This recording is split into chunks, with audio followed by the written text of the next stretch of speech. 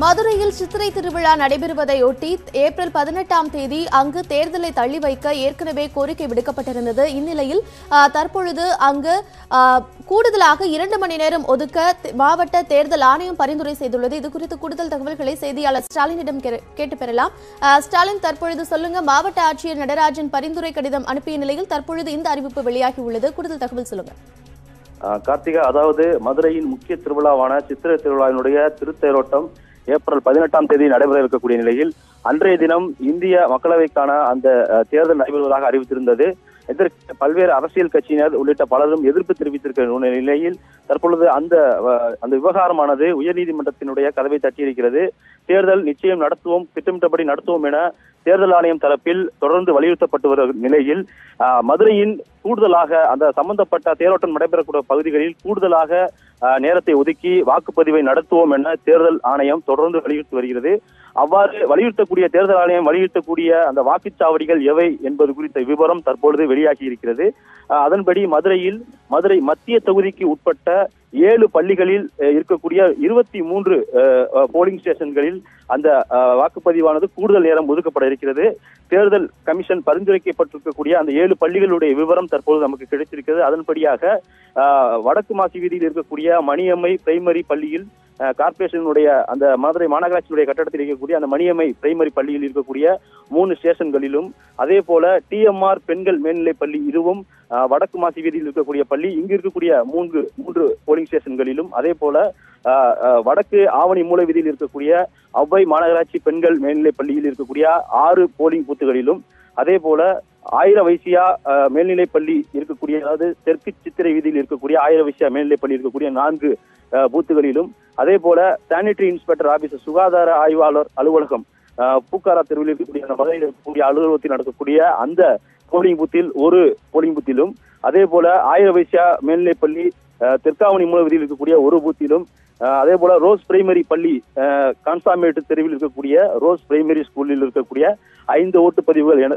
அந்த போலிங் ஸ்டேஷன்கள் என 23 போலிங் ஸ்டேஷன்களில் கூடுதலாக 2 மணி நேரத்தை ஒதுக்கலாம் என தேர்தல் ஆணையம் தரப்பில் பரிந்துரைக்க முடிவு செய்யப்பட்டு அதற்கான பட்டியலை தான் நீதிமன்றத்தில் தாக்கல் செய்திருக்கிறார்கள். அந்த விவரம் தான் தற்பொழுது நமக்கு கிடைத்திருக்கிறது. இந்த 7 பள்ளிகளிலும் தான் தேரோட்டமானது நடைபெறக்கூடிய பகுதி. இந்த பகுதிகளில் கூடுதலாக 2 மணி நேரத்தை ஒதுக்கினால் வாக்காளர்களுக்கு அது வசதியாக இருக்கும். எனவே ஓட்டுப்பதிவை அது பாதிக்காது என்கிற ஒரு நிலைப்பாட்டை தேர்தல் ஆணையம் எடுத்திருக்கிறது. அதன்படிதான் தங்களுடைய சார்பாக இந்த 7 பள்ளிகளிலும் கூடுதல் நேரத்தை ஒதுக்கலாம் என்று பரிந்துரையை தற்பொழுது தேர்தல் ஆணையமானது முன்வைத்திருக்கிறது. கார்த்திகா,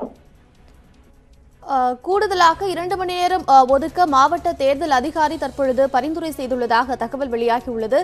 இதற்கு அடுத்த கட்ட நடவடிக்கையாக அங்கு தேர்தலுக்காக ஏற்பாடுகள் எந்த அளவில் இருக்கு? சித்திரை திருவிழா ஏப்ரல் 18ஆம் தேதி நடக்கும் நிலையில் தேர்தலுக்கான ஏற்பாடுகள் எந்த அளவுக்கு இருக்கு?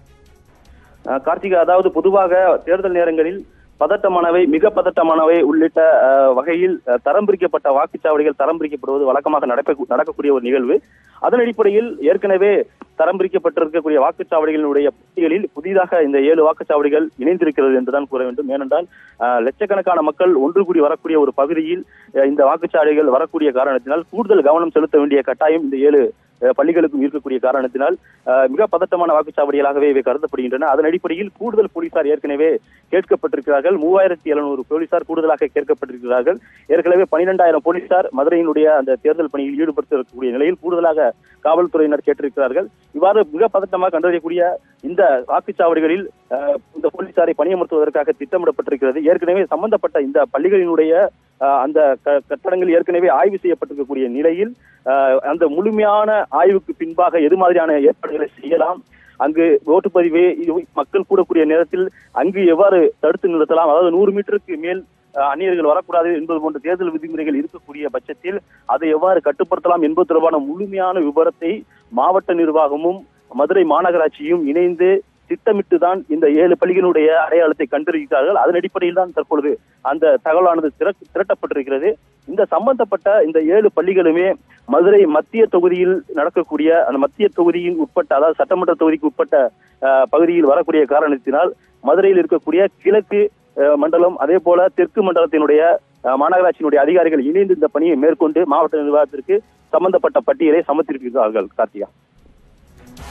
சித்திரை திருவிழா நடைபெறுவதை முன்னிட்டு அங்கு வாக்கு சதவிகிதம் எந்த விதத்திலும் குறைந்துவிடக் கூடாது என்பதற்காக 2 மணி நேரம் கூடுதலாக நேரம் ஒதுக்க மாவட்ட தலைமை தேர்தல் அதிகாரி பரிந்துரை செய்துள்ளார்.